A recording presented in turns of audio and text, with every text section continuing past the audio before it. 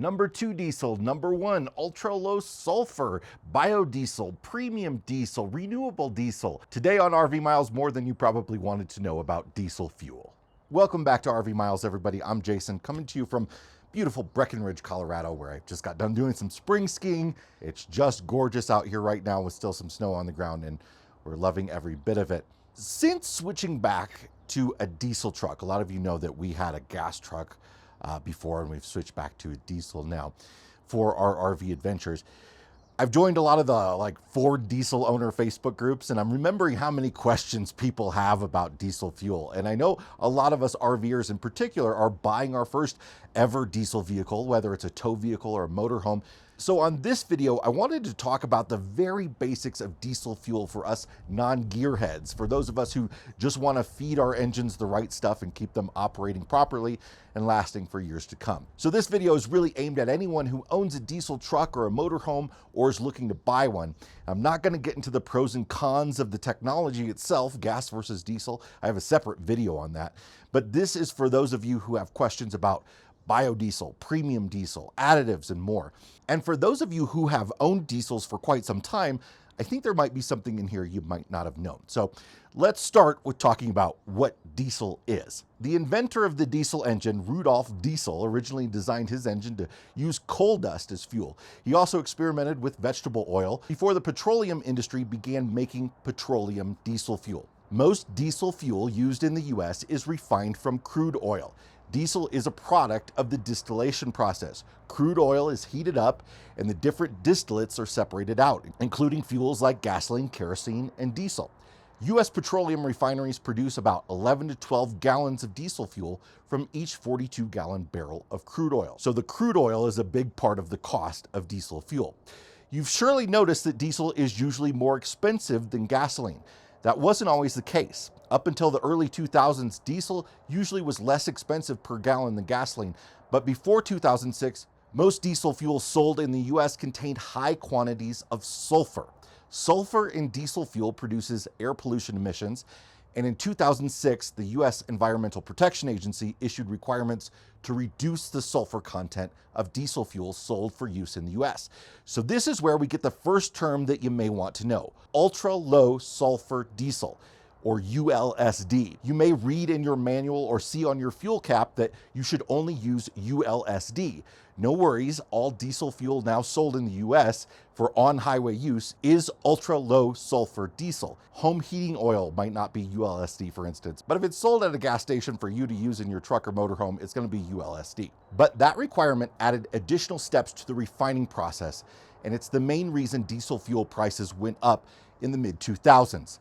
But diesel fuel has a greater energy density than other liquid fuels, so it provides more useful energy per unit of volume than gasoline, meaning each gallon gets you a little further than a gallon of gas. Diesel contains about 15 to 20% more energy per gallon than gasoline, so a diesel vehicle with the same tank size as a gas vehicle will have more range, and the increased fuel cost is basically canceled out. Now, your first question pulling up to a fuel pump might be, which diesel can or should I use? You may see number 2 diesel there, or number 1, or it might be a blend, or you might see B10 or B20 biofuel, or a couple other types.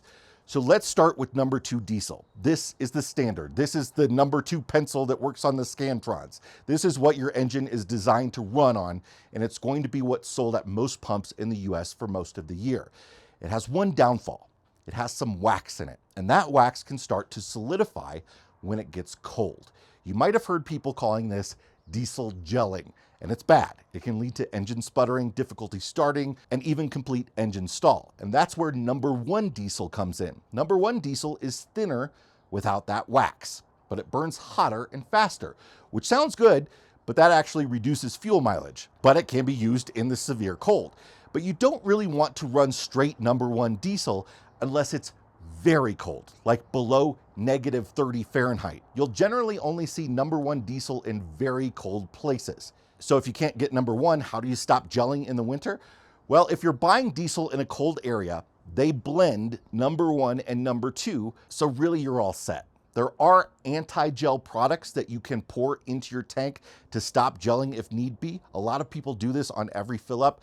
If you're fueling up in an area where you're experiencing the cold, you shouldn't need it because you should already be getting a winter blend at the fuel stations. Exceptions would be if you, for instance, fill your vehicle in the south, but make it to the north without filling up again in the winter. That's a good time to use anti-gel. Or if you're in an area that experiences an extreme cold spell that isn't normal. I was in San Antonio a couple of years ago when it got down to 8 degrees. Have some anti-gel on you because I can tell you that there was a run on it back then and many RVers said it was hard to find. More in a moment, but first, this video is sponsored by our friends over at Wholesale Warranties. Whether you're chasing sunsets on the open road or settling into your favorite campground, unexpected RV repairs can put a major wrench in your travel plans. That's where Wholesale Warranties comes in, your travel companion for peace of mind in 2025 and beyond. Unfortunately, it isn't a matter of if your RV will break down, it's when. A single repair can cost thousands, but an extended warranty through our friends at Wholesale Warranties means your travel budget is covered. With over 2 decades of experience in the RV community, Wholesale Warranties knows RVers. They offer top-rated RV warranty coverage tailored to you and your RV and back it up with 5-star customer service and no waiting period. You have the flexibility to use any repair tech in the US or Canada, including mobile techs. Tire and wheel protection is included with every plan and more. Make 2025 your best year of travel yet. Visit wholesalewarranties.com to get your free, no obligation quote today and hit the road with peace of mind tomorrow. All right, another type of diesel you might see is biodiesel, usually a biodiesel blend. It'll be signified with a label that says B10 or B20. Biodiesel is made from vegetable oils and animal fats. It can suffer from instability issues and can be less energy efficient than petrodiesel, which is why it's generally only used in blends with regular diesel. You can think of it kind of like ethanol and gasoline. Regular diesel can have up to 5% biodiesel in it without any special label. But above that, you may see a B5, a B10, or a B20 label. That number refers to the percentage of biodiesel in the blend. So B20 is 20% biodiesel. Engine manufacturers don't love biodiesel. And for a while, there were some manufacturers that didn't allow you to use over 5 or 10% biodiesel. This was a big issue with diesel Sprinter vans for a while. It might still be up until the 2023 model year. I know Mercedes didn't want you using B20. Then they allowed it in their 4-cylinder engine, but not the 6. I'm not sure if the 6-cylinder allows it yet or not. The problem is some places only have B20, specifically Minnesota, which mandates B20 at the pumps in the summer months. Another problem with biodiesel is that it can spoil. For that reason, you shouldn't let biodiesel sit in a tank for more than a month. That's a problem for a lot of motorhome owners. If you're about to put your motorhome into storage, make sure that your last fuel up is with regular diesel. Another type of diesel you might find is renewable diesel, which is not the same as biodiesel. Renewable diesel is a hydrocarbon that is chemically equivalent to petroleum diesel and can be used at full strength. You'll see it labeled as R99 or R100. Some people say it's even better than regular diesel, and you're mostly going to find it on the West Coast. It's made from the same stuff as biodiesel, but it's going through a different process, a more extensive process, which removes all of the faults of biodiesel. And the final type of diesel fuel you may have a question about is premium diesel. A lot of people haven't seen this at the pumps, but it does exist. It's kind of rare. I've mainly seen it at Quick Star and Quick Trips and at Cenex stations.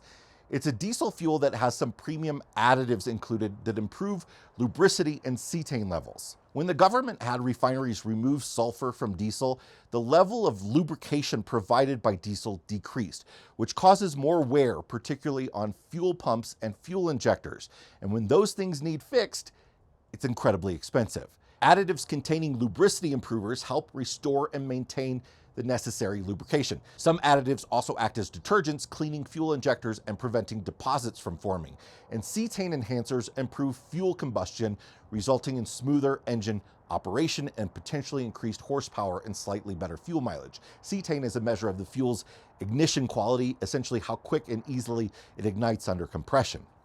And this is why a lot of diesel owners add their own additives. You might think of gasoline additives as kind of snake oil, but diesel is a different story, and it's been proven over and over. I've been using Arch Oil's diesel treatment in our new truck, especially because it's a Ford, which is known to have issues with the CP4 pump. There's a really great video that runs a bunch of different diesel additives through scientific testing and actually shows how they improve scoring on metal. And that's how I ended up with Arch Oil. I'll link to that video in the description. I really hope you'll watch it because It's really eye-opening.